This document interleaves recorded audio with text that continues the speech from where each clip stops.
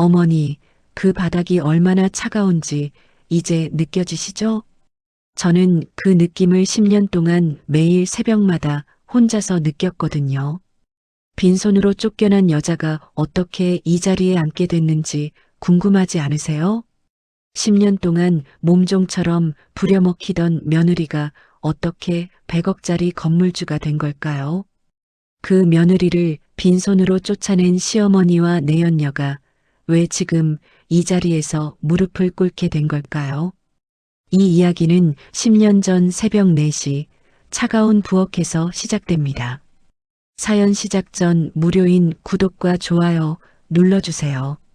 어디서 이 이야기를 듣고 계신지 댓글로 남겨주시면 그곳을 향해 행운을 빌어드리겠습니다. 10년 전 서울의 겨울은 유난히 매서운 계절이었습니다. 은평구 끝자락에 자리 잡은 낡은 다세대 주택이었죠. 새벽 4시 오선영이 알람이 울리기도 전에 눈이 떠졌습니다. 이불 속에서도 손끝이 차갑게 굳어 있었습니다. 선영은 소리를 내지 않으며 조심스럽게 침대에서 빠져나왔습니다. 남편 강병철은 그 옆에서 코를 골며 깊이 잠들어 있었습니다. 선영은 그를 깨우지 않고 발끝을 세워 방문을 밀었습니다. 복도는 방보다 더 차가운 공기로 가득했습니다. 낡은 슬리퍼를 끌고 부엌으로 들어서자 형광등이 차갑게 켜졌습니다. 하얗고 날카로운 불빛이 눈을 잠시 찔렀습니다. 선영은 눈을 가늘게 뜨고 냉장고를 열었습니다. 시어머니 임복순이 전날 밤에 정해둔 아침 메뉴가 이미 머릿속에 들어 있었습니다. 된장찌개에 계란말이, 시금치나물에 콩자반이었습니다. 선영은 차분하게 재료를 하나씩 꺼내 조리를 시작했습니다. 도마 위에서 칼질 소리가 조용하고 규칙적으로 울렸습니다. 새벽에 집안은 고요했고 그 고요 속에서 선영만이 움직이고 있었습니다. 이때가 결혼한 지 딱 2달이 지난 시점이었습니다. 아직 신혼이라고 불러도 될 만한 시간이었죠. 하지만 선영의 새벽은 신혼과는 전혀 다른 풍경이었습니다. 된장 냄새와 기름 냄새, 차가운 새벽 공기가 부엌을 채웠습니다. 남편은 6시에 일어나 밥상만 받았습니다. 시어머니는 7시에 일어나 흠을 잡았습니다. 국이 또 싱겁다는 말이 가장 먼저 돌아왔습니다. 전이 두껍다는 말이 그 뒤를 이었습니다. 선영은 알겠습니다. 라고 낮고 짧게 대답했습니다. 죄송합니다. 또 그렇게 반복해서 말했습니다. 그 말들이 입술에 붙을수록 선영의 목소리는 점점 더 작아졌습니다. 결혼 전 선영은 꽤 활달한 사람이었습니다. 회사에서는 팀장에게 먼저 의견을 내던 사원이었고 친구들 사이에선 항상 먼저 웃던 사람이었죠. 하지만 이 집에 들어온 뒤로 선영은 먼저 말을 꺼낸 적이 없었습니다. 먼저 웃은 적도, 먼저 의견을 낸 적도 단 한 번 없었습니다. 이 집에서 선영에게 허락된 역할은 딱 하나였습니다. 집안이 돌아가도록 만드는 것이었습니다. 그리고 그것이 이 집에서 며느리에게 주어진 전부였습니다. 어머니 임복수는 늘 같은 말을 끝에 덧붙이곤 했습니다. 우리 집안 체면 떨어뜨리지 말고 조용히 살아 라는 말이었습니다. 선영은 그 말의 뜻을 세월이 지날수록 더 정확하게 이해하게 됐습니다. 조용히 살라는 말은 결국 내 존재를 드러내지 말라는 뜻이었습니다. 의견도 감정도 바람도 꺼내지 말고 그냥 거기 있어라는 뜻이었죠. 선영은 그날 새벽에도 찌개를 저으면서 창밖을 바라봤습니다. 아직 어둠이 걷히지 않은 겨울 하늘이었습니다. 별 하나 보이지 않는 흐리고 차가운 하늘이었습니다. 국자를 쥔 손에 살며시 힘이 들어갔습니다. 아무도 알 수 없는 아주 작고 조용한 힘이었습니다. 설거지가 끝나면 빨래가 기다리고 있었습니다. 빨래가 끝나면 청소가 기다리고 있었습니다. 청소가 끝나면 점심 준비가 기다리고 있었습니다. 오선영의 하루는 그렇게 끝이 보이지 않는 일들로 이어졌습니다. 결혼 초부터 시어머니 임복수는 집안일을 선영에게 당연하게 맡겼습니다. 처음엔 부탁하는 형식을 띄었습니다. 선영아, 오늘 빨래 좀 해줄 수 있겠어? 라는 형태였죠. 하지만 그 형식은 한 달이 지나기도 전에 사라졌습니다. 빨래 아직도 안 했어? 로 바뀌었습니다. 2달이 지나자 아예 말조차 없어졌습니다. 그냥 언제나 돼 있어야 하는 일이 됐습니다. 선영은 그 변화를 하루아침에 알아챈 게 아니었습니다. 서서히, 아주 서서히 바뀌었기 때문에 처음에는 느끼지 못했습니다. 어느 날 문득 그 사실을 깨달을 때가 왔습니다. 내가 언제부터 이렇게 살고 있었지? 라는 생각이 스쳤습니다. 고무장갑은 결혼식 날 시어머니가 건넨 것이었습니다. 이것 잘 끼고 살아 라는 한마디와 함께였습니다. 선영은 그게 어떤 의미인지 그때는 몰랐습니다. 시간이 한참 지나고 나서야 비로소 알게 됐습니다. 낡고 노란 고무장갑이 선영의 하루를 대표하는 물건이 됐습니다. 아침에 끼면 저녁까지 벗지 못했습니다. 설거지, 청소, 빨래, 다시 설거지였습니다. 손이 트고 갈라지기 시작한 건 결혼석 달만이었습니다. 고무장갑 안에서 손바닥이 짓물러도 말할 수 없었습니다. 남편 강병철은 그런 선영을 보지 않았습니다. 퇴근해서 들어오면 소파에 앉아 핸드폰을 들여다봤습니다. 밥 됐어? 라는 한마디가 남편의 일상적인 인사였습니다. 선영은 네 라고 짧게 대답하고 상을 차렸습니다. 밥을 먹는 동안 남편과 시어머니는 자기들끼리 이야기를 나눴습니다. 선영은 그 대화에 끼어들지 않았습니다. 끼어들 자리가 처음부터 없었기 때문이었습니다. 식사가 끝나면 남편은 다시 핸드폰으로 눈을 돌렸고 시어머니는 TV를 틀었습니다. 선영은 상을 치우고 부엌으로 들어가 설거지를 했습니다. 주방 불을 끄고 거실로 나올 때쯤이면 두 사람은 각자 자기 세계에 빠져 있었습니다. 선영은 말없이 조용히 방으로 들어갔습니다. 침대에 누워 천장을 바라보는 게 하루의 마지막 일이었습니다. 숨이 조금 막히는 것 같은 느낌이 들었습니다. 하지만 선영은 그 느낌을 꾹 눌렀습니다. 아직은 괜찮다고 스스로에게 말했습니다. 처음이라 낯선 거라고, 익숙해지면 달라질 거라고 생각했습니다. 그 생각이 틀렸다는 걸 알게 되는 데는 오래 걸리지 않았습니다. 이 집에서 낯설음은 결코 익숙함이 되지 않았습니다. 익숙해지는 건 선영이 아니라 이 집의 규칙이었습니다. 규칙은 날이 갈수록 더 촘촘하고 무거워졌습니다. 결혼 1년이 지날 무렵이었습니다. 시어머니 임복순의 말은 점점 더 거침없어졌습니다. 처음엔 집안일에 대한 지적이었습니다. 그 다음엔 선영의 말투, 표정, 행동 하나하나로 넘어갔습니다. 너는 왜 그렇게 밥을 먹어? 라는 말이 나왔습니다. 좀 우아하게 먹을 수 없어? 라는 말이 뒤따랐습니다. 선영이 밥을 먹는 방식이 어떻게 잘못됐는지 선영은 알 수 없었습니다. 그냥 평범하게 배고프면 밥을 먹었을 뿐이었습니다. 하지만 시어머니의 눈에는 모든 것이 거슬렸습니다. 우리 집안 여자들은 그렇게 굴지 않는다. 라는 말이 반복됐습니다. 선영은 어떻게 굴어야 하는지 물어보고 싶었습니다. 하지만 그 질문을 꺼내면 왜 그런 것도 몰라 라는 말이 돌아올 게 뻔했습니다. 그래서 선영은 말을 삼키고 알겠습니다. 라고만 했습니다. 남편 강병철은 그 자리에 함께 있었습니다. 소파 한쪽 끝에 비스듬히 앉아 핸드폰을 들여다보고 있었습니다. 어머니와 선영 사이에서 벌어지는 일이 들리지 않는 것처럼 행동했습니다. 선영은 시간이 지나면서 그걸 정확하게 알게 됐습니다. 들리지 않는 게 아니라 관여하지 않기로 선택한 것이었습니다. 남편이 끼어들어 주기를 선영은 처음엔 기다렸습니다. 여보, 어머니 그 말은 좀 심하지 않아요? 라는 한마디를 기다렸습니다. 하지만 그 말은 1년이 지나도록 한 번도 오지 않았습니다. 강병철은 집에 오는 길에 선영에게 이렇게 말하곤 했습니다. 어머니가 뭔 말해도 그냥 고개 숙이고 있으면 돼. 어머니도 원래 그런 사람이니까 라는 말도 덧붙였습니다.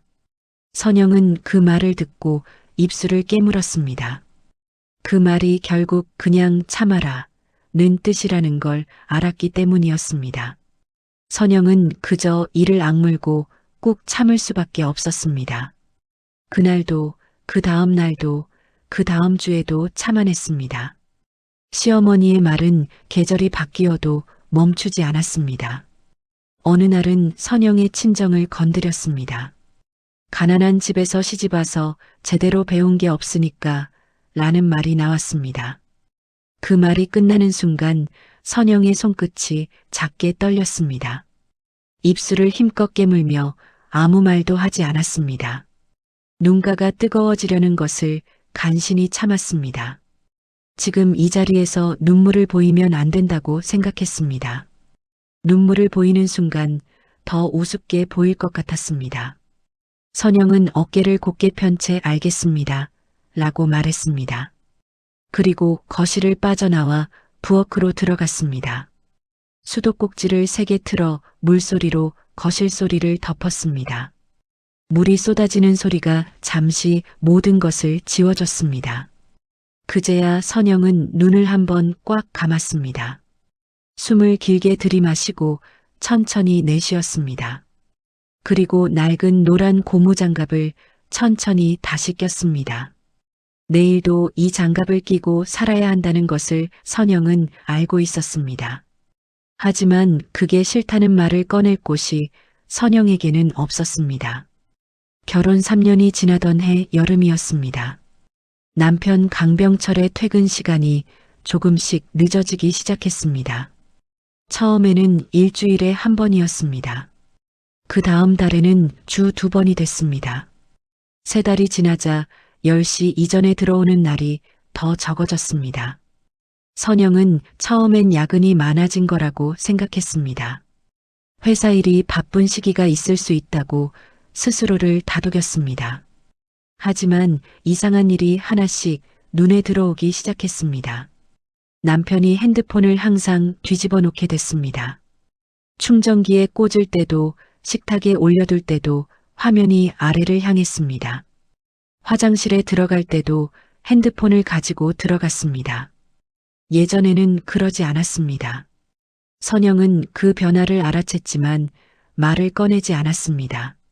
말을 꺼냈다가 괜한 의심이면 사이가 더 불편해질 것 같았기 때문이었습니다. 그러던 어느 날 오후였습니다. 선영은 회사에서 점심을 마치고 화장실을 다녀오다가 핸드폰을 확인했습니다. 남편에게서 문자가 와 있었습니다. 오늘도 늦을 것 같아 라는 짧은 문자였습니다. 선영이 언제 들어와? 라고 답을 보내자 남편은 몰라 라고 돌아왔습니다. 그게 전부였습니다. 선영은 잠시 핸드폰 화면을 들여다봤습니다. 3글자짜리 대답이 차갑게 느껴졌습니다. 그날 밤 선영은 남편이 들어오기를 기다리다 먼저 잠이 들었습니다. 새벽 2시가 넘어서야 현관문 소리가 났습니다. 선영이 눈을 뜨자 남편은 이미 씻고 이불 속으로 들어오고 있었습니다. 샤워를 하고 온 남편의 몸에서 비누 냄새가 났습니다. 지나치게 깔끔하게 씻고 들어온 냄새였습니다. 선영은 그쪽을 바라보지 않고 눈을 감았습니다. 잠든 척 누워 있었습니다. 가슴 어딘가가 조금 불편하게 조여들었습니다. 하지만 아직 확인된 것이 아무것도 없었습니다. 선영은 그 불편함을 억지로 내려놓으려 했습니다. 그러면서 스스로에게 물었습니다. 내가 너무 예민한 건 아닐까 라고 생각했습니다. 그 물음이 답을 찾지 못한 채 밤새도록 머릿속을 맴돌았습니다. 그리고 이틀 뒤였습니다. 남편의 양복 재킷을 세탁소에 맡기러 정리하던 순간이었습니다. 안쪽 주머니에서 영수증 하나가 떨어졌습니다. 강남의 고급 이탈리안 레스토랑 영수증이었습니다. 2인분 식사에 와인 한 병이 찍혀 있었습니다. 날짜는 남편이 야근한다고 했던 날이었습니다. 선영은 그 종이를 한참 들여다봤습니다. 손가락 끝이 서서히 차가워지는 게 느껴졌습니다.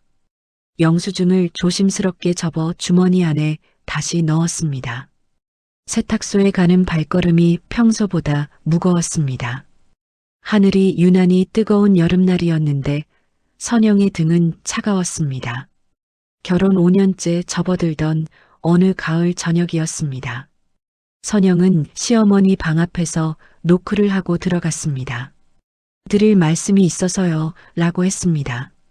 임복수는 침대 가장자리에 앉아 팔짱을 낀 채 선영을 올려다봤습니다. 뭔데? 라는 짧은 대답이 돌아왔습니다. 선영은 천천히 입을 열었습니다. 요즘 남편이 늦게 들어오는 날이 많아서요 라고 말했습니다. 혹시 어머니는 뭔가 알고 계신 게 있으신가 해서요 라고 이었습니다. 방 안에 잠시 침묵이 흘렀습니다. 임복순의 표정이 미묘하게 굳었다가 다시 풀렸습니다.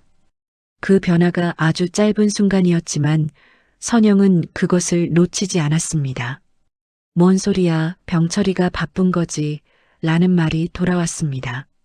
선영은 숨을 한번 가다듬고 다시 말했습니다. 어머니, 저 이 집에서 열심히 살려고 했는데요 라고 했습니다. 남편 일이 걱정돼서 드리는 말씀이에요 라고 이었습니다. 임복수는 잠시 선영을 바라봤습니다. 그리고 나서 낮고 단호한 목소리로 말했습니다. 우리 병철이는 원래 그런 사람 아니야. 내가 집에서 살뜰하게 챙겨줬으면 밖에서 뭘 찾겠어. 그 말이 방 안에 조용히 가라앉았습니다. 선영은 그 말의 무게를 가슴으로 받았습니다. 결국 내 탓이라는 말이었습니다.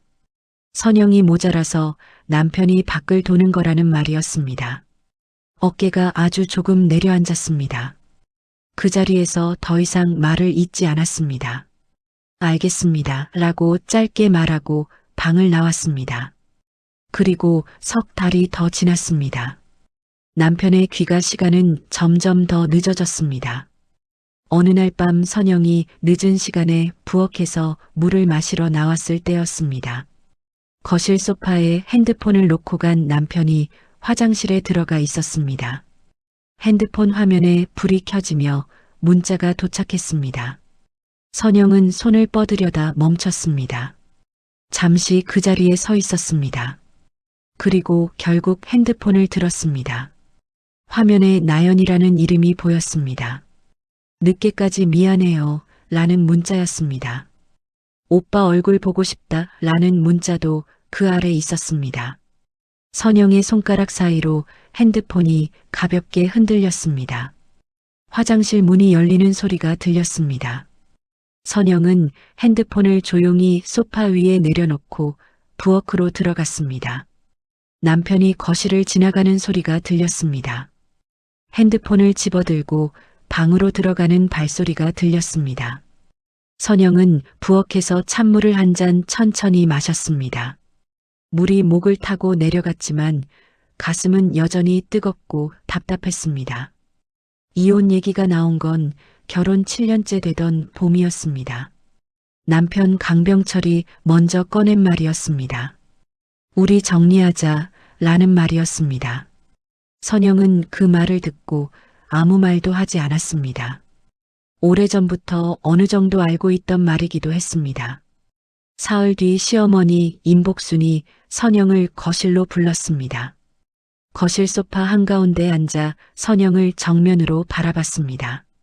우리 아들 인생 망치지 말고 빈손으로 나가라 는 말이 나왔습니다. 선영은 그 말을 들으며 등이 서늘해지는 걸 느꼈습니다. 재산 분할은 없다는 말도 뒤따라왔습니다. 위자료도 없다는 말도 그 뒤를 이었습니다. 7년을 살았지만 법적으로 따지기엔 증거가 없잖아. 라는 말도 나왔습니다. 선영은 그 자리에서 무릎이 흔들리는 것을 느꼈습니다. 7년이었습니다. 새벽 4시에 일어나 부엌에 선 7년이었습니다. 낡은 고무장갑으로 손이 트도록 일한 7년이었습니다. 한 번도 제대로 가족이라는 말을 들어본 적 없는 7년이었습니다. 그 세월 끝에 돌아온 건 빈손으로 나가라 는 한마디였습니다. 선영은 그 자리에서 오래 서 있었습니다. 무릎이 흔들렸지만 쓰러지지는 않았습니다. 이를 악물고 똑바로 서 있었습니다. 알겠습니다. 라는 말을 했습니다. 소리가 생각보다 단단하게 나왔습니다. 방으로 들어가 캐리어를 꺼냈습니다. 옷 몇 벌과 얇은 통장 하나를 챙겼습니다. 통장 잔액은 30만 원이 조금 넘었습니다. 캐리어를 끌고 현관으로 나왔습니다. 현관문 손잡이에 손을 얹었습니다. 등 뒤에서 시어머니의 시선이 느껴졌습니다. 남편은 거실 소파에 앉아 등을 돌리고 있었습니다. 선영은 뒤를 돌아보지 않았습니다.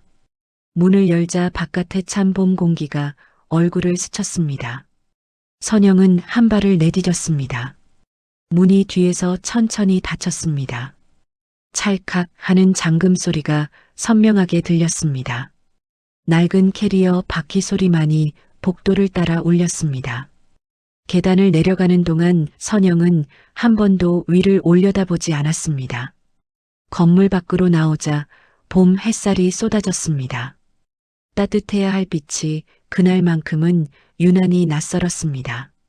선영은 잠시 그 자리에 멈춰 섰습니다. 30만 원이 든 통장과 캐리어 하나가 전부였습니다. 하지만 선영은 그 자리에서 주저앉지 않았습니다. 발걸음을 앞으로 뗐습니다. 그것이 선영의 새로운 출발이었습니다. 고시원 방은 한 평 반짜리였습니다. 창문이 하나 있었는데 바로 옆 건물 벽이 보이는 창문이었습니다. 햇살이 들어오지 않는 방이었습니다. 낮에도 형광등을 켜야 했습니다. 선영은 그 방에 캐리어를 들여놓고 한동안 서 있었습니다. 천장이 낮고 공기가 눅눅했습니다. 복도 어딘가에서 낯선 사람의 발소리가 들렸습니다. 선영은 천천히 캐리어를 펼쳤습니다. 옷 몇 벌을 꺼내 작은 옷걸이에 걸었습니다. 그게 이사의 전부였습니다. 책상 앞에 앉아 통장을 꺼냈습니다. 32만 4천 원이라는 숫자가 선명하게 찍혀 있었습니다. 7년의 세월이 이 숫자로 끝났습니다. 선영은 그 숫자를 한참 들여다봤습니다. 입술이 아주 조금 떨렸습니다. 그러나 선영은 바로 노트를 꺼냈습니다. 그리고 첫 줄에 이렇게 적었습니다. 지금 가진 것 30만 원, 몸 하나, 시간. 두 번째 줄에는 이렇게 적었습니다. 해야 할 것 일자리, 집, 그 다음.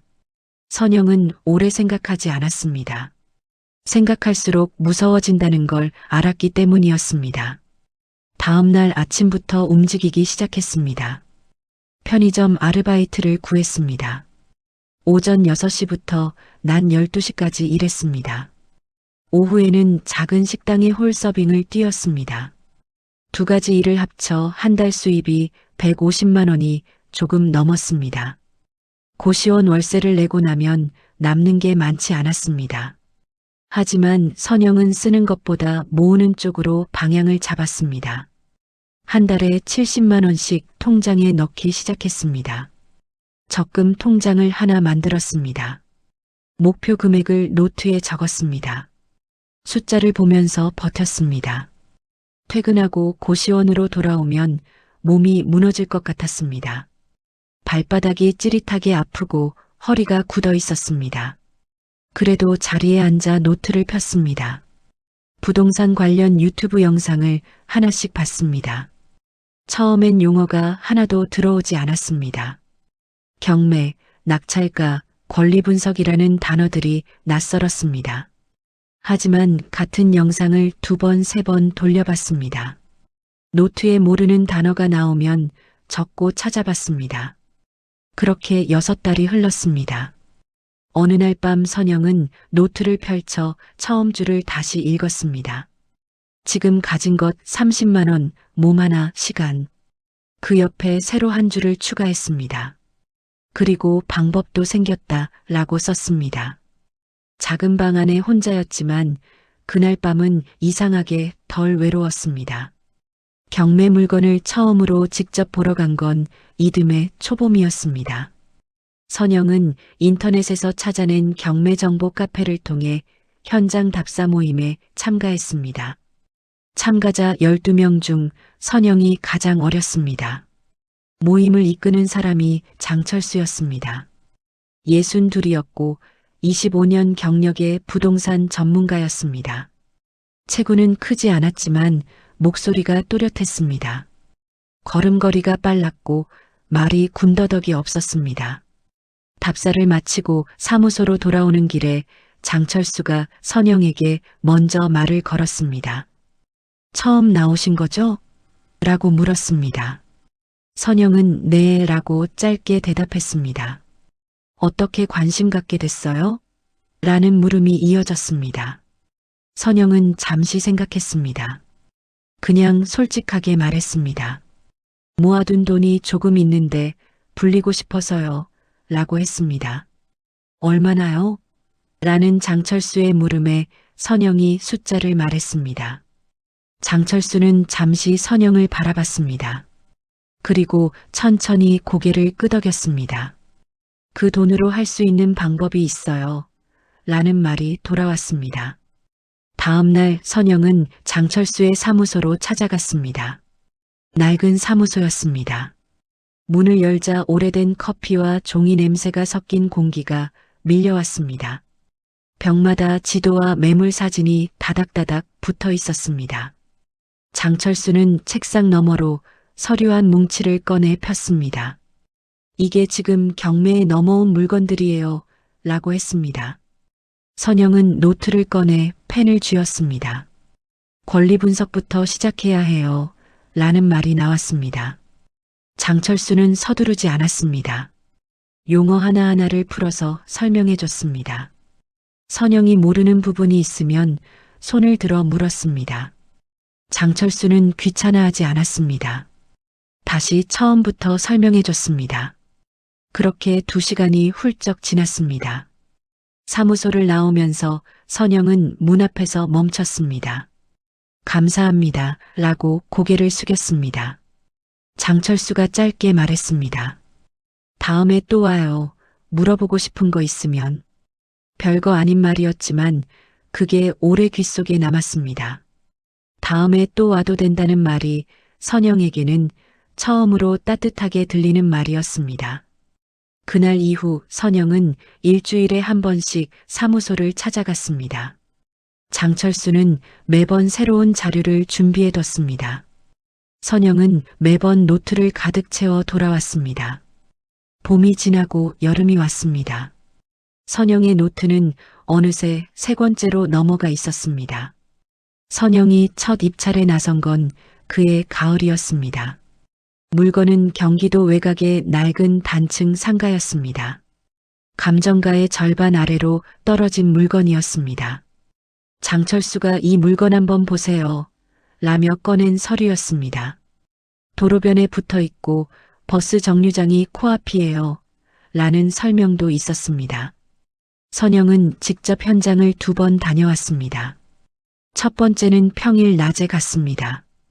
2번째는 주말 오전에 갔습니다. 사람 흐름을 직접 눈으로 확인했습니다. 버스에서 내리는 사람들이 꽤 많았습니다. 상가 앞을 지나치는 사람들의 발걸음도 빠르지 않았습니다. 선영은 노트에 관찰한 것들을 빼곡히 적었습니다. 장철수에게 분석한 내용을 보여줬습니다. 장철수는 노트를 훑어보고 나서 고개를 끄덕였습니다. 제대로 봤네요. 라는 말이 돌아왔습니다. 입찰 당일 아침 선영은 일찍 눈이 떠졌습니다. 손이 차가웠습니다. 법원 경매 법정안은 예상보다 사람이 많았습니다. 번호판을 받아 자리에 앉았습니다. 손안에서 번호판이 조금 흔들렸습니다. 진행자가 물건 번호를 부르기 시작했습니다. 선영이 준비한 물건 번호가 호명됐습니다. 입찰 봉투를 제출했습니다. 개찰이 시작됐습니다. 낙찰가가 호명됐습니다. 선영이 쓴 금액과 정확하게 일치했습니다. 낙찰자 호명이 이어졌습니다. 선영의 이름이 불렸습니다. 법정 안에서 몇몇이 서류를 챙기며 자리를 정리했습니다. 선영은 그 자리에 잠시 가만히 앉아 있었습니다. 번호판을 두 손으로 꼭 쥐었습니다. 손안에서 딱딱한 플라스틱의 감촉이 느껴졌습니다. 법정 밖으로 나오자 가을 햇살이 쏟아졌습니다. 선영은 눈을 잠깐 감았다가 떴습니다. 장철수에게 전화를 걸었습니다. 됐어요. 라는 한마디를 했습니다. 수화기 너머로 잘했어요. 라는 말이 돌아왔습니다. 선영은 전화를 끊고 법원 계단 위에 서서 하늘을 올려다봤습니다.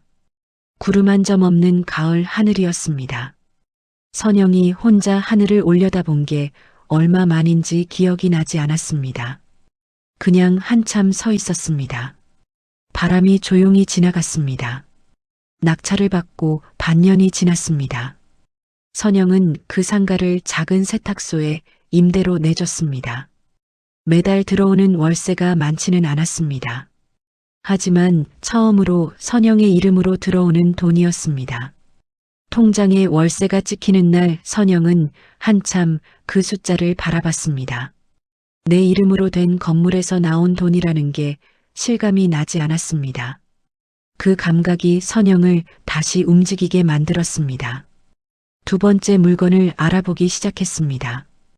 이번에는 혼자 권리 분석을 먼저 해봤습니다. 장철수에게 들고 가서 점검을 받았습니다. 방향이 맞다는 말이 돌아왔습니다.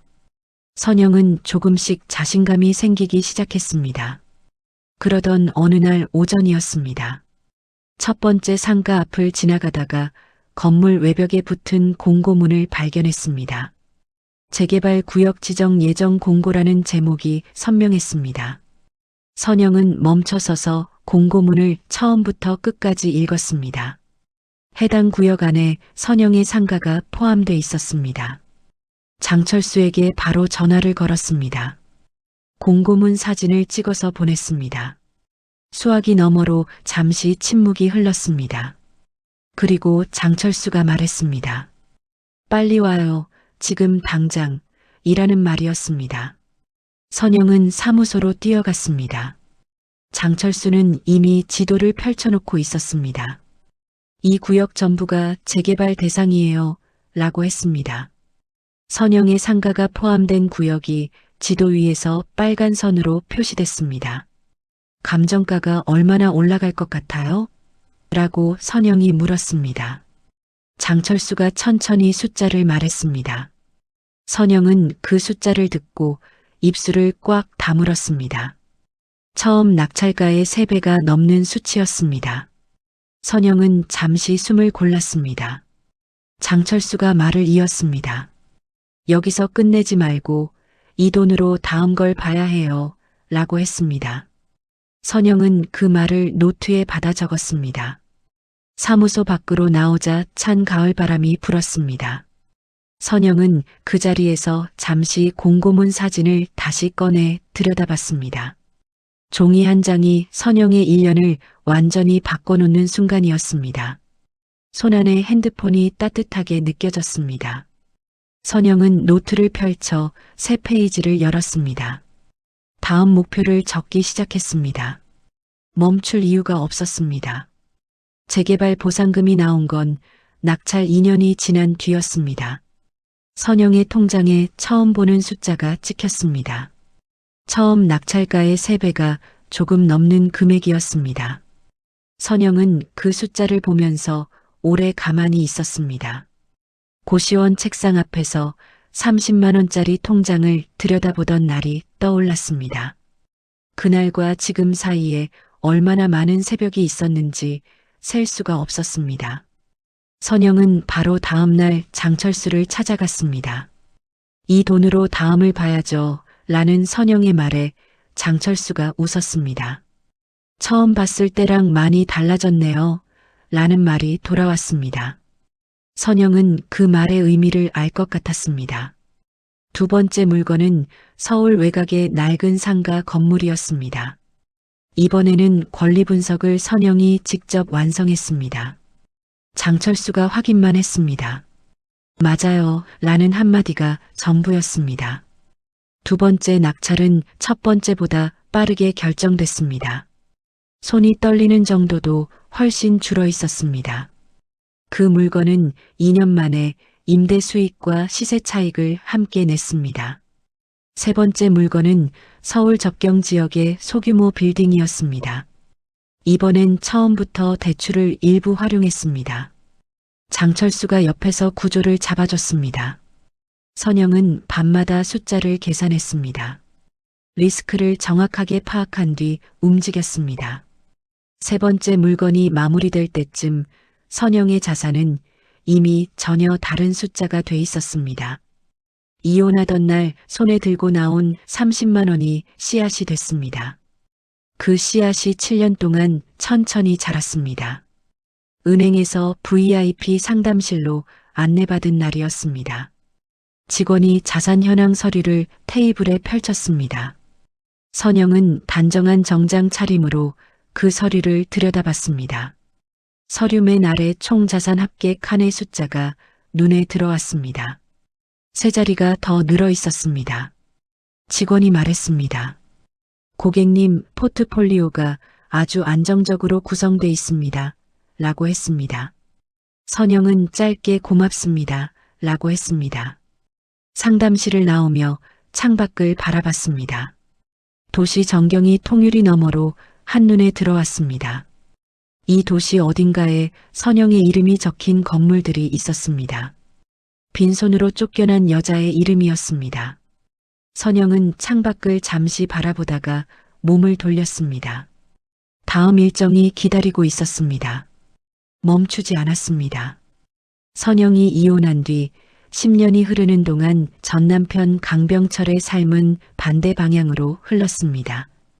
이혼 직후 병철은 내연녀 박나영과 재혼했습니다. 처음 몇 년은 괜찮아 보였습니다. 작은 무역회사를 운영하며 나름의 생활을 꾸렸습니다. 시어머니 임복순도 그 옆에서 아들 회사 일을 거들었습니다. 하지만 병철의 사업은 꼼꼼하지 않았습니다. 계약 관계를 허술하게 맺었습니다. 거래처 점검을 소홀히 했습니다. 몇 번의 큰 계약이 연달아 어그러지면서 자금이 묶이기 시작했습니다. 은행 대출을 돌려막는 시기가 시작됐습니다. 직원들 월급이 밀리기 시작한 건 그로부터 2년 뒤였습니다. 한 명씩 자리를 떠나기 시작했습니다. 처음엔 젊은 직원들이 먼저 나갔습니다. 그 다음엔 오래된 직원들도 하나씩 사직서를 냈습니다. 병철은 붙잡으려 했지만 방법이 없었습니다. 줄 수 있는 게 없었기 때문이었습니다. 결국 남은 직원이 3명이 됐습니다. 사무실 절반이 빈자리가 됐습니다. 꺼진 컴퓨터 모니터들이 줄지어 서 있었습니다. 그리고 그의 가을 회사 건물에 경매 공고문이 붙었습니다. 임대료를 3달 이상 내지 못한 결과였습니다. 병철은 공고문을 떼어내려 했지만 이미 법적 절차가 시작된 뒤였습니다. 책상 위에는 미납세금 고지서와 은행 연체 통보서가 쌓였습니다. 빨간 도장이 여기저기 찍혀 있었습니다. 병철은 그 서류들을 보며 머리를 감싸쥐었습니다. 나연은 그 시기부터 외출이 잦아졌습니다. 집에 있는 시간이 줄었습니다. 병철과 대화하는 시간도 줄었습니다. 시어머니 임복수는 아들 사무실로 매일 찾아왔습니다. 어떻게 된 거야 도대체 라는 말을 반복했습니다. 병철은 대답을 하지 못했습니다. 모든 것이 무너지는 속도가 예상보다 훨씬 빨랐습니다. 경매 낙찰일이 공고문에 날짜로 박혀 있었습니다. 그 날짜가 다가오는 동안 병철은 손을 쓸 방법을 찾지 못했습니다. 사무실 창밖으로 늦가을 낙엽이 떨어지는 것이 보였습니다. 찬바람이 창틈으로 스며들었습니다. 병철은 빈 사무실 안에 혼자 앉아 있었습니다. 이 건물을 살 사람이 누구인지 그때는 아무도 몰랐습니다. 열흘 뒤 낙찰자의 이름이 공개됐습니다. 병철의 회사 담당 직원이 그 이름을 들고 왔습니다. 병철의 얼굴이 굳었습니다. 그 이름 석자가 낯설지 않았기 때문이었습니다. 낙찰자 이름이 공개된 날 저녁이었습니다. 강병철이 시어머니 임복순에게 전화를 걸었습니다. 건물 낙찰자가 오선영이에요. 라는 말을 했습니다. 수화기 너머로 잠시 침묵이 흘렀습니다. 그 오선영이요? 라는 임복순의 목소리가 날카롭게 올라갔습니다. 병철이 네 라고 짧게 대답했습니다. 임복순은 전화를 끊고 소파에 앉았습니다. 그리고 핸드폰을 들여다봤습니다. 오선영의 이름을 검색했습니다. 검색 결과에 부동산 회사 대표 이름이 올라왔습니다. 임복순의 눈썹이 천천히 올라갔습니다. 그때 나연이 거실로 들어왔습니다. 무슨 일이에요, 어머니? 라고 물었습니다. 임복순이 핸드폰 화면을 나연에게 내밀었습니다. 나연이 화면을 들여다봤습니다. 그리고 코웃음을 쳤습니다. 걔가요? 라는 말이 나왔습니다. 몸종처럼 살다 쫓겨난 애가 건물주가 됐다고요? 라는 말도 뒤따랐습니다. 나연의 목소리에 비웃음이 섞여 있었습니다. 임복순도 입술 끝을 살짝 올렸습니다. 그게 사실이면 얼마나 됐다고 라는 말이 나왔습니다. 돈이 얼마나 있겠어요 라는 나연의 말도 이어졌습니다. 그 건물 하나 산 걸로 건물주 행세한다고 라는 말도 나왔습니다. 두 사람은 한동안 그 이름을 가볍게 여겼습니다. 하지만 임복순의 머릿속에서는 다른 계산이 시작되고 있었습니다. 어차피 병철이 회사 건물을 낙찰받은 거잖아 라고 생각했습니다. 선영이 그 건물 주인이 된다는 뜻이었습니다. 임차인 자격으로 계속 쓰려면 선영에게 부탁을 해야 한다는 뜻이기도 했습니다. 임복순은 그 생각이 마음에 걸렸습니다. 하지만 표정으로는 드러내지 않았습니다. 나연이 말을 이었습니다. 직접 찾아가서 사정이나 해봐야 하지 않겠어요? 라고 했습니다. 어차피 우리가 부탁하면 들어주겠지 라는 말도 덧붙였습니다. 그 여자가 감히 우리한테 어떻게 하겠어요? 라는 말도 나왔습니다. 임복순은 그 말을 듣고 천천히 고개를 끄덕였습니다. 가볼까? 라는 말이 나왔습니다. 비웃으러 가는 건지 부탁하러 가는 건지 두 사람 스스로도 구분하지 못하는 표정이었습니다. 나연이 핸드폰을 들어 검색을 했습니다. 오선영 부동산 대표라는 이름으로 사무소 주소가 나왔습니다. 강남이네 라는 나연의 말이 나왔습니다. 거기가 맞긴 맞나 봐요 라는 말도 뒤따랐습니다. 여전히 가벼운 말투였습니다. 임복순이 소파에서 일어서며 말했습니다. 내일 가보자 라고 했습니다. 가서 상황 파악이나 하고 라는 말을 덧붙였습니다. 그리고 잠시 멈추더니 말을 이었습니다. 어차피 걔가 우리한테 큰 소리 칠 수는 없을 거야 라고 했습니다. 나연이 맞아요 라며 고개를 끄덕였습니다. 두 사람은 서로를 바라보며 같은 방향으로 생각을 맞췄습니다. 하지만 오선영이 지금 어떤 사람이 돼 있는지는 전혀 알지 못했습니다. 그것이 두 사람의 가장 큰 오판이었습니다. 거실 스탠드 불빛이 두 사람의 얼굴을 노랗게 비추고 있었습니다. 창밖에는 이미 어두운 밤이 내려와 있었습니다. 다음 날 오전이었습니다. 임복순과 나연은 택시를 잡아탔습니다. 강남구 쪽으로 가달라는 말과 함께 주소를 불러줬습니다. 택시가 출발하자 나연이 핸드폰을 꺼냈습니다. 오선영 부동산이라는 이름으로 검색을 다시 했습니다. 이번엔 더 자세히 들여다봤습니다. 검색 결과 첫 화면에 회사 소개 페이지가 떴습니다. 나연의 손가락이 화면을 천천히 내렸습니다. 그리고 멈췄습니다. 대표 프로필 사진이 있었습니다. 단정한 정장 차림에 짧게 자른 머리였습니다. 표정이 차분하고 단단해 보였습니다. 나연이 임복순에게 화면을 내밀었습니다. 임복순이 안경을 꺼내 쓰고 화면을 들여다봤습니다. 잠시 침묵이 흘렀습니다. 달라졌네 라는 말이 낮게 나왔습니다. 그래도 어차피 걔는 걔죠 라는 나연의 말이 뒤따랐습니다. 임복순이 핸드폰을 돌려주며 고개를 끄덕였습니다. 나연이 다시 화면을 들여다봤습니다. 회사 보유 건물 목록이 있는 페이지로 넘어갔습니다. 건물 목록이 생각보다 길었습니다. 나연의 손가락이 느려졌습니다. 한 줄 한 줄 읽어 내려갔습니다. 서울 외곽상가 2동, 경기 지역 빌딩 한 채, 강남구 오피스 건물이라는 내용이 있었습니다. 나연의 입술이 잠시 굳었습니다. 그 옆으로 총 자산 추정치라는 항목이 보였습니다. 세 자리 숫자가 찍혀 있었습니다.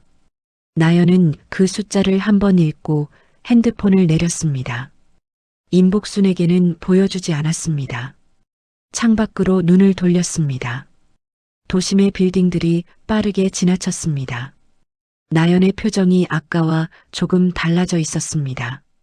비웃음기가 조금 가라앉아 있었습니다. 임복순은 창밖을 보며 말했습니다. 가서 잘 얘기하면 되는 거야 라고 했습니다. 우리가 먼저 가는 거잖아 라는 말도 덧붙였습니다. 걔가 어떻게 우리 무시하겠어 라는 말도 나왔습니다. 나연은 대답하지 않았습니다. 핸드폰 화면을 다시 들여다봤습니다. 아까 봤던 숫자가 여전히 눈에 남아 있었습니다. 어쩌면 생각보다 쉽지 않을 수도 있겠다 라는 생각이 스쳤습니다. 하지만 그 생각을 임복순에게 말하지 않았습니다. 택시가 한강 다리를 건너기 시작했습니다. 강물이 차갑고 넓게 펼쳐져 있었습니다. 창유리에 닿는 바깥 공기가 차갑게 느껴졌습니다. 임복순은 여전히 팔짱을 낀 채 창밖을 바라보고 있었습니다. 표정은 여전히 단단했습니다. 하지만 그 단단함 뒤에 무엇이 있는지는 택시 안에서 알 수 없었습니다. 목적지까지 15분이 남아 있었습니다. 두 사람은 말없이 각자 창밖을 바라봤습니다. 택시가 목적지 앞에 멈췄습니다. 임복순이 먼저 내렸습니다. 나연이 그 뒤를 따라 내렸습니다. 두 사람은 택시가 떠나고 나서도 그 자리에 잠시 서 있었습니다. 아무 말도 하지 않았습니다. 그럴 수가 없었습니다. 눈앞에 보이는 것 때문이었습니다. 20층이 넘는 유리 외벽의 오피스 건물이었습니다. 입구 양옆으로 정돈된 화분들이 줄지어 서 있었습니다. 회전문이 천천히 돌아가며 정장 차림의 사람들을 들여보내고 있었습니다. 건물 외벽 오른쪽에 금속 재질의 간판이 붙어 있었습니다. 오선영 부동산이라는 이름이 깔끔한 서체로 새겨져 있었습니다. 햇살이 금속 간판 위에서 선명하게 반사됐습니다. 임복순이 천천히 고개를 들었습니다. 꼭대기 층까지 시선이 올라갔다가 내려왔습니다. 나연이 옆에서 핸드폰을 꺼냈습니다. 주소가 맞는지 다시 확인했습니다. 맞아요 라는 말이 작게 나왔습니다. 그러나 아까와는 달리 힘이 빠진 목소리였습니다. 임복순의 입술이 잠시 열렸다가 다시 닫혔습니다. 한 번 더 간판을 올려다봤습니다. 빈손으로 내보낸 며느리의 이름이 저 간판에 새겨져 있었습니다. 그 생각이 가슴 어딘가를 눌렀습니다. 하지만 임복순은 그것을 표정으로 드러내지 않았습니다. 나연이 먼저 입을 열었습니다. 들어가야죠 라는 말이었습니다. 목소리가 조금 낮아져 있었습니다. 임복순이 고개를 끄덕였습니다. 두 사람은 회전문 쪽으로 걸어갔습니다. 회전문이 두 사람을 받아 천천히 안쪽으로 밀어 넣었습니다. 로비가 넓고 높았습니다. 천장이 2층 높이로 뚫려 있었습니다. 대리석 바닥이 광택 있게 닦여 있었습니다. 발소리가 조용하고 선명하게 울렸습니다. 안내 데스크에 단정한 차림의 직원이 앉아 있었습니다. 어디 오셨어요? 라는 물음이 돌아왔습니다. 임복순이 대표님 좀 만나러 왔어요. 라고 말했습니다. 성함이 어떻게 되세요? 라는 직원의 물음이 이어졌습니다. 임복순이 이름을 말했습니다. 직원이 잠시 내선 전화를 들었습니다. 통화를 하고 나서 다시 돌아봤습니다. 잠시 기다려 주시겠어요? 라는 말이 돌아왔습니다. 두 사람은 로비 소파로 안내받았습니다. 소파가 크고 부드러웠습니다. 나연이 소파에 앉으면서 로비를 천천히 둘러봤습니다. 벽면에 건물 포트폴리오 사진들이 액자로 걸려 있었습니다. 여러 동의 건물 사진들이었습니다. 그중 하나에서 나연의 시선이 멈췄습니다. 병철의 회사 건물 사진이었습니다. 새로 인수한 건물이라는 설명이 옆에 붙어 있었습니다. 나연의 손이 핸드폰 위에서 작게 떨렸습니다. 대기한 지 15분이 지났습니다. 로비 소파에 앉은 두 사람은 별말이 없었습니다. 나연은 핸드폰을 들여다보는 척했지만 화면이 꺼져 있었습니다. 임복수는 팔짱을 낀 채 대리석 바닥의 한 점을 바라보고 있었습니다. 그때 엘리베이터 문이 열렸습니다. 딸깍 하는 소리와 함께였습니다. 안내 직원이 나왔습니다. 대표님이 올라오라고 하십니다. 라는 말이 들렸습니다. 두 사람은 자리에서 일어났습니다. 엘리베이터를 타고 위층으로 올라갔습니다. 문이 열리자 넓은 복도가 나왔습니다. 창으로 도시 전경이 한눈에 보이는 복도였습니다. 바닥은 아래 로비보다 더 조용하게 발소리를 삼켰습니다. 직원이 앞에서 걸었습니다. 두 사람이 뒤를 따랐습니다. 복도 끝에 대표실이라는 문패가 붙은 문이 있었습니다. 직원이 멈추며 잠시 기다려달라고 했습니다. 내선 전화를 한 번 더 확인했습니다. 들어가셔도 됩니다. 라는 말이 돌아왔습니다. 직원이 문을 열었습니다. 그리고 두 사람을 안으로 안내했습니다. 문이 열리는 순간이었습니다. 대표 의자에 앉아있던 사람이 천천히 일어섰습니다. 단정하게 자른 머리였습니다.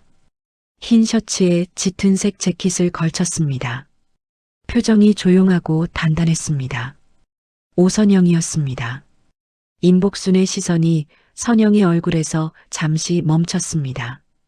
10년이라는 시간이 지나 있었습니다. 그 사이 선영의 눈빛이 완전히 달라져 있었습니다. 예전의 그 눈빛이 아니었습니다. 고개를 숙이고 알겠습니다. 를 반복하던 그 눈빛이 아니었습니다. 지금의 눈빛은 낮고 고요했습니다. 흔들림이 없었습니다. 나연도 선영을 마주보며 입술을 한번 다물었습니다. 선영이 천천히 입을 열었습니다. 오셨어요 라고 했습니다. 어서 오세요. 도 아니었고 반갑습니다. 도 아니었습니다. 그냥 오셨어요 였습니다. 그 한마디가 복도에 조용히 가라앉았습니다. 임복순이 먼저 말을 꺼내려 했습니다. 선영아 라고 부르려는 순간이었습니다. 선영이 그보다 한 박자 빠르게 말했습니다. 앉아서 얘기하시죠 라고 했습니다. 대표실 안쪽을 손으로 가리켰습니다. 두 사람이 먼저 안으로 들어갔습니다. 선영이 그 뒤를 따라 들어오며 문을 닫았습니다. 문이 닫히는 소리가 조용하고 묵직하게 울렸습니다.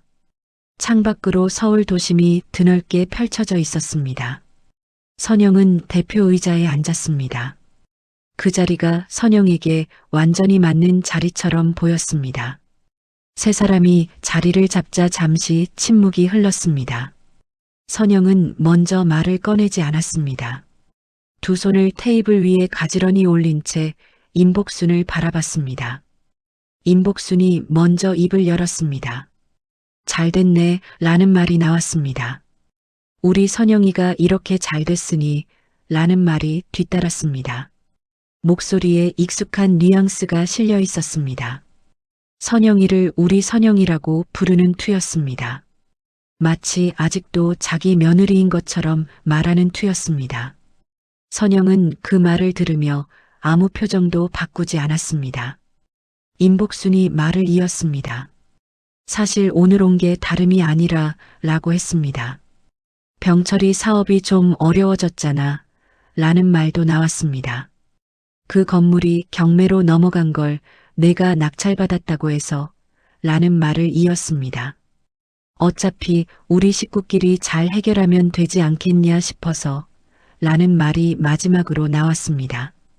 우리 식구라는 말이었습니다. 선영은 그 말에서 잠시 시선을 고정했습니다. 나연이 옆에서 말을 보탰습니다. 그 건물 계속 쓸 수 있게 해주시면 좋겠어요. 라고 했습니다. 임대료 조건도 예전처럼 유지해 주시면요. 라는 말도 덧붙였습니다. 말은 부탁의 형식이었지만 당연하다는 투가 섞여 있었습니다. 선영은 두 사람의 말이 끝날 때까지 기다렸습니다. 서두르지 않았습니다. 침묵이 한 박자 길게 이어졌습니다. 그리고 선영이 천천히 입을 열었습니다. 식구요 라고 했습니다. 그 단어를 그대로 돌려줬습니다. 어머니, 저 이 집에서 10년 동안 식구였던 적이 있었나요? 라고 물었습니다. 목소리가 높지 않았습니다. 날이 서 있지도 않았습니다. 그냥 조용하고 또렷했습니다. 임복순의 표정이 처음으로 흔들렸습니다. 선영이 말을 이었습니다. 새벽 4시에 혼자 부엌에 서 있을 때 라고 했습니다. 식구라는 말 한번 들어본 적 없었습니다. 라고 이었습니다. 빈손으로 나가라는 말을 들었을 때도 라는 말이 뒤따랐습니다. 그때도 저는 식구가 아니었잖아요. 라는 말로 마무리했습니다. 선영의 말이 끝난 뒤 대표실 안에 침묵이 깔렸습니다. 나연이 다리를 풀며 자세를 바꿨습니다. 임복수는 입술을 한번 달싹였지만 말이 나오지 않았습니다. 선영은 계속했습니다. 오늘 오신 이유는 알겠어요. 라고 했습니다. 그 건물 얘기를 하러 오신 거잖아요. 라는 말도 했습니다. 그런데 그 전에 제가 먼저 드릴 말씀이 있어요. 라는 말이 이어졌습니다. 임복순이 선영의 얼굴을 바라봤습니다. 나연도 고개를 돌렸습니다. 선영이 책상 서랍을 열었습니다. 두꺼운 파일 하나를 꺼냈습니다. 테이블 위에 천천히 내려놓았습니다. 파일 표지에는 아무 글씨도 없었습니다. 하지만 두 사람의 시선이 그 파일 위에 동시에 꽂혔습니다. 선영이 파일 위에 손을 올렸습니다. 아직 열지 않았습니다. 선영이 파일을 천천히 펼쳤습니다. 첫 장이 드러났습니다. 빼곡하게 손으로 쓴 글씨가 가득한 노트 사본이었습니다. 날짜가 상단에 찍혀 있었습니다. 결혼 첫 달의 날짜였습니다. 임복순이 그 글씨를 내려다봤습니다. 선영이 말했습니다. 결혼하고 나서부터 쓰기 시작한 일기예요. 라고 했습니다. 매일 쓰지는 못했지만 중요한 날은 빠짐없이 적었어요. 라는 말을 이었습니다. 임복순의 눈길이 페이지 위를 훑었습니다. 선영이 페이지를 한 장 넘겼습니다.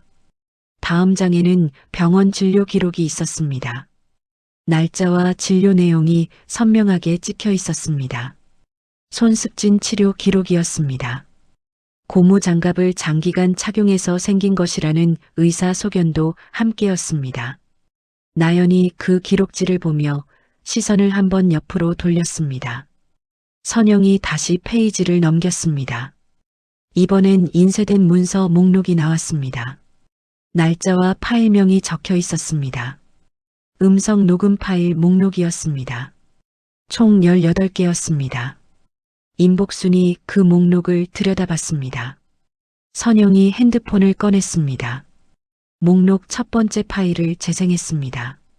스피커에서 소리가 흘러나왔습니다. 가난한 집에서 시집와서 제대로 배운 게 없으니까 라는 목소리였습니다. 임복순의 목소리였습니다. 몇 년 전 거실에서 했던 말이었습니다. 대표실 안이 완전히 굳었습니다. 임복순의 얼굴에서 혈색이 빠지기 시작했습니다. 선영이 재생을 멈췄습니다. 파일이 18개예요 라고 했습니다. 다 들으실 필요는 없어요 라는 말도 했습니다. 내용은 다 비슷해서요 라는 말을 마지막으로 덧붙였습니다. 나연이 소파 위에서 등을 바짝 세웠습니다. 손이 자기도 모르게 무릎 위를 꽉 쥐었습니다. 선영이 파일을 한 장 더 넘겼습니다. 이번엔 공증 도장이 찍힌 문서였습니다. 이 파일 전체가 공증된 자료예요 라고 선영이 말했습니다. 필요하면 언제든 법적으로 사용할 수 있는 자료들이에요 라는 말을 이었습니다. 임복순의 입술이 작게 떨렸습니다. 뭔가 말을 하려는 것 같았습니다. 하지만 소리가 나오지 않았습니다. 선영은 파일을 덮었습니다. 덮는 손이 조용하고 단단했습니다. 그리고 두 사람을 바라봤습니다. 이제 하실 말씀하세요 라고 했습니다. 그 말이 대표실 안에 낮고 분명하게 울렸습니다. 이제 하실 말씀하세요 라는 선영의 말이 끝난 뒤였습니다. 임복순이 입을 열려고 했습니다. 그런데 말이 나오지 않았습니다. 파일 속 자료들이 머릿속에서 지워지지 않았습니다. 18개의 녹음 파일이라는 말이 귀에서 계속 맴돌았습니다. 공증이 된 자료라는 말도 지워지지 않았습니다. 임복순은 긴 세월 동안 사람을 몰아붙이는 방법을 알고 있었습니다. 목소리를 높이거나 권위를 내세우거나 상대를 작게 만드는 방식이었습니다. 하지만 지금 맞은편에 앉은 사람은 그 방식이 통하지 않는 사람이었습니다. 선영은 흔들리지 않았습니다. 높은 목소리도 없었고 감정도 드러내지 않았습니다. 그냥 조용히 증거를 펼쳐놓고 기다리고 있었습니다. 임복순은 평생 처음으로 자기가 작아지는 느낌을 받았습니다. 나연이 먼저 소파에서 몸을 낮췄습니다. 죄송해요 라는 말이 작게 나왔습니다. 그게 진심인지 아닌지는 알 수 없었습니다. 하지만 그 말이 나온 순간 임복순의 마지막 버팀목도 흔들렸습니다. 임복순이 천천히 소파에서 일어섰습니다. 선영은 그 움직임을 눈으로 따라갔습니다. 임복순의 다리가 굽혀지기 시작했습니다. 무릎이 바닥에 닿는 소리가 들렸습니다. 대표실 안이 완전히 멈춘 것 같았습니다. 임복순이 무릎을 꿇은 채 두 손을 모아 쥐었습니다. 며느리라는 말이 나왔습니다. 오랫동안 그렇게 부르지 않았던 말이었습니다. 제발 이라는 말이 그 뒤를 이었습니다. 우리 병철이 회사만은 살려다오 라는 말이 마지막으로 나왔습니다. 목소리가 갈라졌습니다. 선영은 그 모습을 바라봤습니다. 예전의 선영이었다면 그 자리에서 무너졌을지도 몰랐습니다. 또 알겠습니다. 를 반복했을지도 몰랐습니다. 하지만 지금의 선영은 달랐습니다. 바닥에 무릎을 꿇은 임복순을 바라보면서 선영의 눈빛은 흔들리지 않았습니다. 가슴 어딘가가 아프지 않은 것은 아니었습니다. 그러나 그 아픔이 선영을 움직이지는 않았습니다. 선영이 천천히 입을 열었습니다. 어머니라고 불렀습니다. 그 호칭을 마지막으로 쓰는 것처럼 또렷하게 말했습니다. 저한테 지금 무릎을 꿇고 계시잖아요 라고 했습니다. 10년 동안 저한테 한 번도 하지 않으셨던 일이에요 라는 말이 이어졌습니다. 임복순의 어깨가 조금 더 내려앉았습니다. 선영이 말을 이었습니다. 저 이거 한번 보고 싶었어요 라고 했습니다. 솔직히 말하면요 라는 말을 앞에 붙였습니다. 근데 이걸 보고도 아무 감정이 안 생기는 걸 보니까 라는 말이 뒤따랐습니다. 이미 끝난 것 같아요. 저한테는 라는 말로 마무리했습니다. 나연이 고개를 들어 선영을 바라봤습니다. 임복순은 여전히 고개를 숙이고 있었습니다. 대표실 안에 긴 침묵이 내려앉았습니다. 창밖으로 서울의 오후가 조용히 흘러가고 있었습니다. 선영은 그 침묵을 깨지 않고 잠시 그대로 두었습니다. 두 사람이 그 무게를 온전히 받아내도록 기다렸습니다. 오후 햇살이 바닥에 무릎 꿇은 임복순의 그림자를 길게 만들었습니다. 임복순과 나연이 대표실을 나간 지 30분이 지났습니다. 선영은 자리에 앉아 서류를 정리하고 있었습니다. 그때 안내 직원에게서 내선 전화가 걸려왔습니다. 아래 로비에 방문자가 또 오셨는데요. 라는 말이 들렸습니다. 강병철이라고 하세요. 라는 말이 이어졌습니다. 선영은 잠시 아무 말도 하지 않았습니다. 내려갈게요. 라는 말을 짧게 하고 전화를 끊었습니다. 엘리베이터를 타고 로비로 내려갔습니다. 유리문 너머로 병철이 보였습니다. 건물 앞 인도에 서서 건물을 올려다보고 있었습니다. 구겨진 셔츠였습니다. 평소보다 살이 빠진 것 같았습니다. 얼굴에 피곤함이 역력했습니다. 손에는 서류 봉투가 들려 있었습니다. 선영은 유리문 안쪽에서 잠시 그 모습을 바라봤습니다. 10년 전에는 저 사람이 선영의 전부였던 시절이 있었습니다. 그 시절이 아득하게 느껴졌습니다. 선영이 유리문을 밀고 밖으로 나갔습니다. 병철이 선영을 보고 몸을 바로 세웠습니다. 두 사람이 마주 섰습니다. 잠시 아무 말도 없었습니다. 병철이 먼저 입을 열었습니다. 왔어 라고 했습니다. 선영이 짧게 네 라고 대답했습니다. 병철이 손에 든 서류 봉투를 들어 보였습니다. 이거 라고 했습니다. 건물 관련 서류예요. 라는 말이 뒤따랐습니다. 임대계약 유지 요청이에요.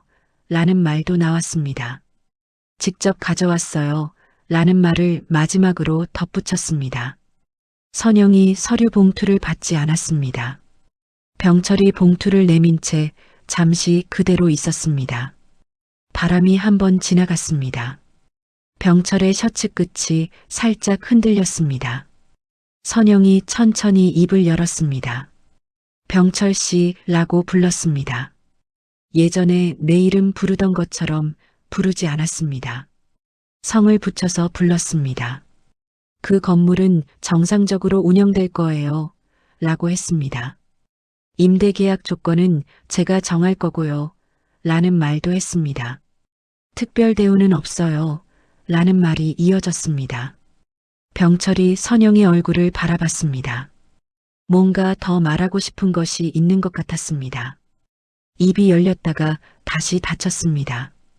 선영이 마지막으로 말했습니다. 그리고 병철 씨라는 말을 다시 꺼냈습니다. 나한테 미안하다는 말은 하지 않아도 돼요. 라고 했습니다. 그 말 들으려고 오늘 여기 있는 게 아니에요. 라는 말을 이었습니다. 서류는 법인 앞으로 정식으로 제출해 주세요. 라는 말로 마무리했습니다. 선영이 유리문을 열고 건물 안으로 들어갔습니다. 병철은 그 자리에 서 있었습니다. 서류 봉투를 아직 손에 들고 있었습니다. 유리문이 천천히 닫혔습니다. 병철의 모습이 유리 너머로 멀어졌습니다. 선영은 뒤를 돌아보지 않았습니다.